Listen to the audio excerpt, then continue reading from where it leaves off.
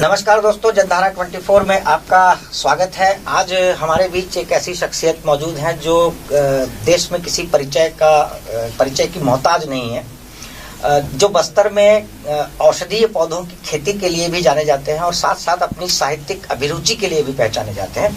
हम बात कर रहे हैं डॉक्टर राजाराम त्रिपाठी जी की, जो इस वक्त हमारे साथ हैं।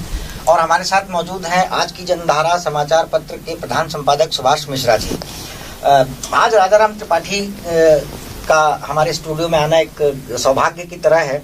और दोस्तों, खेती किसानी के साथ साथ राजाराम त्रिपाठी पिछले 6 वर्षों से एक कगसाड़ नाम की एक बहुत अच्छी साहित्यिक पत्रिका निकालते हैं, बस्तर जैसी जगह से निकालते हैं। इसके साथ साथ वो जहाँ तक मेरी जानकारी है कि ये 6वीं एक पुस्तक है जो मैं आपको दिखाना चाहता हूँ कि बस्तर बोलता भी है। ये एक पुस्तक है जो उन्होंने लिखी है। इसके पहले भी कई पुस्तक लिख चुके हैं, काव्य संग्रह भी वो लिख चुके हैं। तो ये आज डॉक्टर राजाराम त्रिपाठी जी ने हमारे कार्यालय में आकर के ये पुस्तक हमको भेंट की है। इसे आप भी पढ़िए, ये आपको बुक स्टॉल्स पर ज़रूर मिलेगी। तो मैं ज़्यादा समय न लेकर के मैं ये चाहूँगा कि डॉक्टर राजाराम त्रिपाठी कुछ संक्षेप में हमको इस पुस्तक के बारे में बताएं। जैसे कि आप जानते हैं कि मैं बस्तर में ही पैदा हुआ, पला बढ़ा, और बस्तर बेहद खूबसूरत जगहों में से एक है। जितने भी देश में घूमने का मुझे मौका मिला, मैं दावे से कह सकता हूं कि बस्तर अपने आप में अद्वितीय है। और ये खूबसूरत बस्तर किस तरह से पिछले कुछ दशकों में बारूद, धुआं, गोली, मौत, इन सब के केंद्र में बदल गया। कि बस्तर का जिक्र कहीं देश में होता है तो आतंक की बात आती है, विस्फोट की बात आती है, मौत की बात आती है। तो इसको बदलते हुए मैंने वहाँ जो परिवेश को देखा तो अपने आप कुछ जो विचार थे वो कविताओं में ढल गए। जैसे कोई फोड़ा फूट के बह निकले, कविताएं इसी तरह से आईं। और ये अनगढ़ सी कविताएं हैं, कितनी कविता है इतना नहीं मालूम, लेकिन इसमें जो भाव हैं वो बेशक दिल के हैं, इसमें कोई मिलावट नहीं है।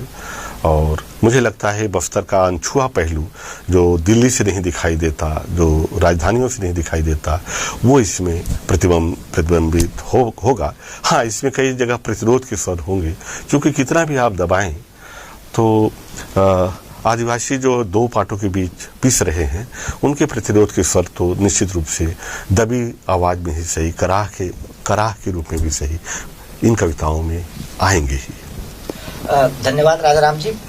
मैं सुभाष मिश्रा जी से कहूँगा, क्योंकि सुभाष मिश्रा जी को आप सभी लोग जानते हैं। सुभाष मिश्रा जी प्रतिदिन जनधारा समाचार पत्र पे एक कॉलम लिखते हैं, नियमित रूप से लिखते हैं। और नियमित लिखना बहुत आसान काम नहीं है, बहुत कठिन काम है। और नियमित लिखना और लगातार लिखते रहना, चाहे वो कहीं भी रहें, शहर में रहें या शहर के बाहर रहें, वो अपना कॉलम रेगुलर लिखते हैं। तो मैं सुभाष जी से निवेदन करूंगा कि वे अपनी कुछ प्रतिक्रिया व्यक्त करें राजाराम जी की इन किताबों पर और पत्रिकाओं पर।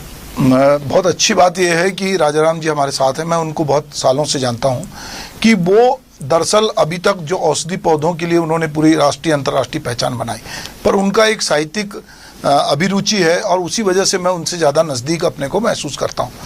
कोई भी जो लेखक होता है, कवि होता है, या जो कुछ एक सेंसेबल आदमी होता है, वो अपने परिवेश को से कट के नहीं रह सकता।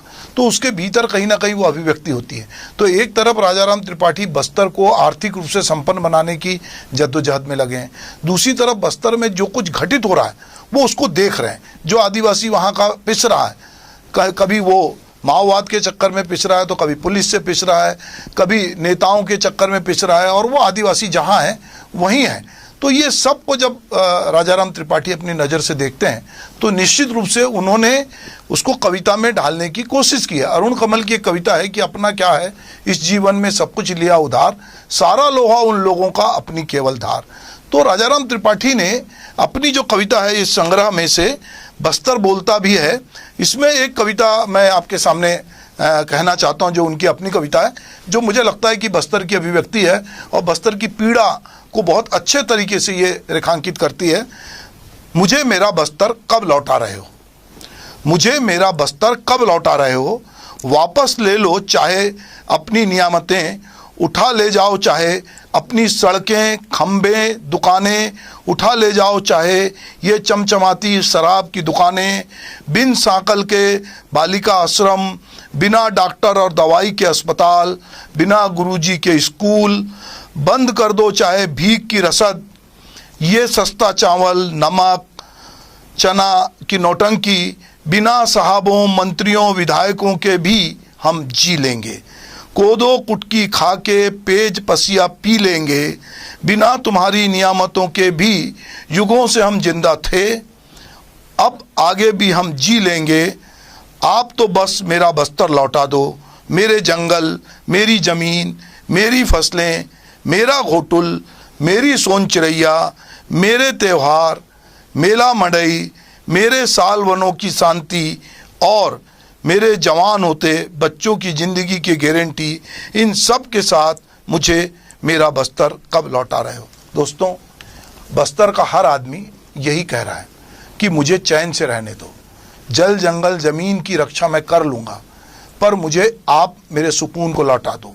आप कभी सलवा जुड़ुम के नाम पर, तो कभी आप नक्सलाइट के साथ मिले होने के नाम पर, जिस तरह से बस्तर में पिछले 3 दशकों में जो कुछ घटित हो रहा है, और बस्तर में बहुत सारे लोग इस आड़ में अपनी बहुत सारे गोरख धंधे भी कर रहे हैं, ये सारी चीज़ों की व्यथा कहीं ना कहीं हमें राजाराम त्रिपाठी के बस्तर बोलता भी है उसमें दिखाई देती है। एक कविता थी बानगी के रूप में, ये बस्तर की व्यथा है, और ये हर उस आदिवासी अंचल की व्यथा है जहाँ पर कई तरह से शोषण हो रहा है, और उस शोषण में बहुत सारे लोग शामिल हैं। विकास के नाम पर बहुत सारी चीज़ें भी हो रही हैं, पर हकीकत कुछ और है। तो मुझे लगता है कि हम बधाई देते हैं राजाराम त्रिपाठी जी को कि वो कक्षाड़ के माध्यम से वो तो काम कर ही रहे हैं अपनी पत्रिका के जरिए, पर वो इस तरह की जो कविता संग्रह उनका आया है और बस्तर बोलता भी है, तो निश्चित रूप से दोस्तों बस्तर बोलता है। पर बस्तर की आवाज़ हमारा देश कब सुनता है?